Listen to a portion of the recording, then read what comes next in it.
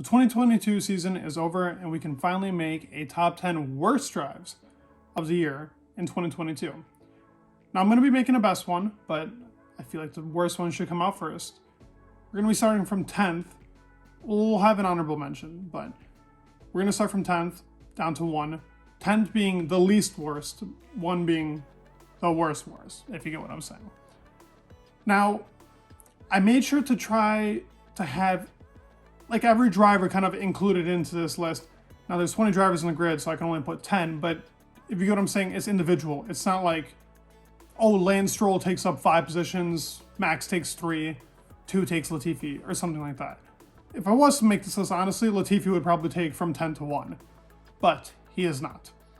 It is a different type of list, and I'm trying to include at least only one driver. Only one driver can have only one drive that is the worst, if that makes sense. Now, let's get into it with an honorable mention. The honorable mention that I decided to do was Lance Stroll in Baku. This performance was terrible. The car was still being kind of constructed. What Seb did in comparison to what Lance did, though, was what kind of like gave me the idea that Lance was awful in Baku and could have been a way better performance. Clearly, Vettel was 6th. This guy was like 16th. Most of the race was getting passed sometimes by the Haas. It wasn't a great race. It really wasn't. He didn't perform like how he needed to, and the car should have been outperforming. He should have been outperforming most of the cars that he had. And he did start from really far back in the field, but he made no progress. And Lance usually makes a lot of progress, so yeah, honorable mention, Lance. At 10th, I have Charles Leclerc in France. Now, this is the only time Leclerc's on the list, and it was very sad to see this performance. It was a performance that he was actually doing really well in, but the crash makes it one of the worst drives of the year in 2022. That crash was so valuable to his mental, and that really lost him, in my opinion, the championship. He probably wouldn't have won it anyways, but I think it would have been a lot closer of a year if he didn't crash out in France, and he could have gone on to win this race. So, yeah, at number 10, I have Charles Leclerc in France. At number 9, I have Miami Lando Norris. I feel like this one's not talked about a lot. I know that he was in that like crash incident, but before that though, Lando was out of the points, was not running well, and I don't know if it was the car or him, but that race was not a good race by Lando Norris. He had a sick helmet there, but he was out of the points for most of the race. He actually ended up falling behind the Aston Martins that both started from the pit lane, and just wasn't having a Lando performance like we know. That solid P7 position, which is best for us usually, was not anywhere near the capability that he has. He was completely out of this race, and it just wasn't a good race for Lando. At number 8, I have Yuki Tsunoda in Singapore. Now, I could have even had this even lower on the list because Yuki's Singapore performance was awful, but he wasn't performing bad for most of the race, with the exception of the dude put on the medium tires and just floored it as if there was still no rain or wetness to the track at all. He floored it, he went straight into the wall and made a terrible mistake. And that is such a rookie mistake for me, which should not be happening to Yuki anymore. He had that awful pit lane kind of like crash in Canada, and now he ends up doing this in Singapore. It was not a great performance by Yuki and deserves number 8. At number 7, I have another performance that should have been way better than it was and ended up being terrible because of a stupid move that Lance Stroll made. Lance Stroll in Circuit of the Americas. What a qualifying performance. Ends up getting himself into P5. Starts being P3 for most of the race and is doing well to defend against George Russell, who was trying to catch him in some parts of the race. Does really well. Safety car comes out because of Bottas landing it in the gravel. And what does he do on the safety car reset?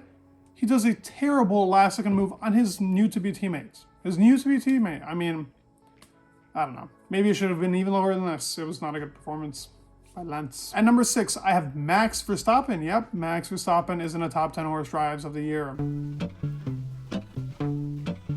Yes, Max only had one bad drive really this year, and it was Singapore. Now, if he would have qualified P1, he probably would have long gone, but he did not qualify P1, and he did not perform like how I think a Max should have performed starting from further back in the grid. Now, we know how he performed in Hungary, and we know how he performed in Spa, so I was expecting him to come back within like 15, 16 laps. Obviously, Singapore is a different track, and you need to be patient to overtake. He had zero patience. He ended up getting into contact with K-Mag on lap 1, which was completely his fault, in my opinion. Didn't leave any space whatsoever, and kind of just ended up giving K-Mag a broken front wing. Ended up trying to go for the overtake on Lando on the restart, did that terribly, and just wasn't having a good race. He was having a very 2017 Max Verstappen-esque race. And in my opinion, I feel like this is a weak race for Max Verstappen, and it deserves number 6. At number 5, I have Carlos Sainz in Spain. Now, this is a sad one to put because Carlos Sainz himself is a Spaniard. So I would have hoped that Carlos would have had a great race in Spain with his home country, but quite the opposite. He spun, he fell back, it took him forever to come back.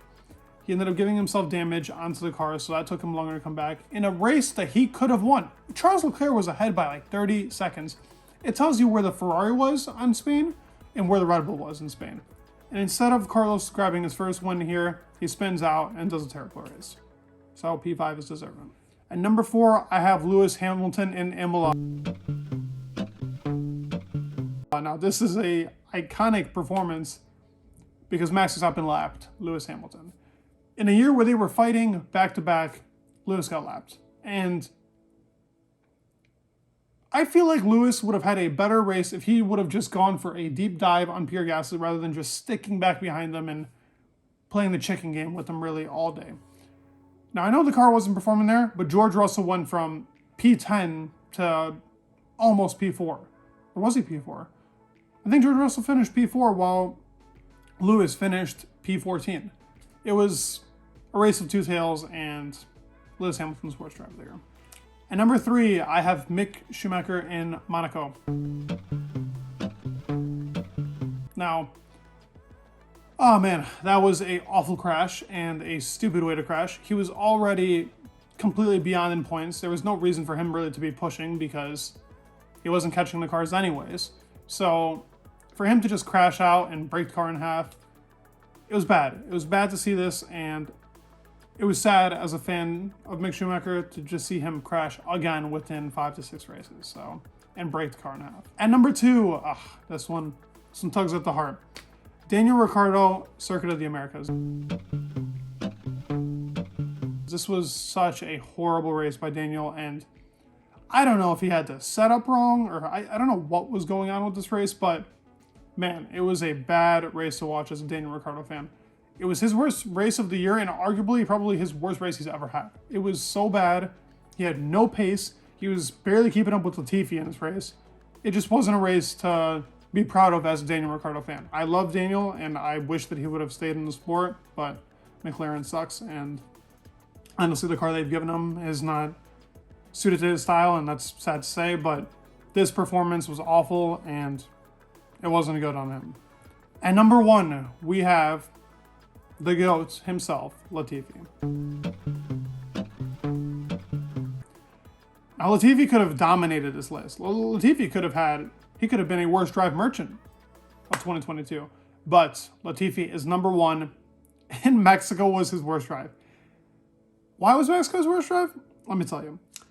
He got lapped by Alex Albon in Mexico. Yes, his teammate lapped him. Teammate. And I feel like every single time Latifi has a bad race, he's like, I had damage on the car, something's wrong with the car.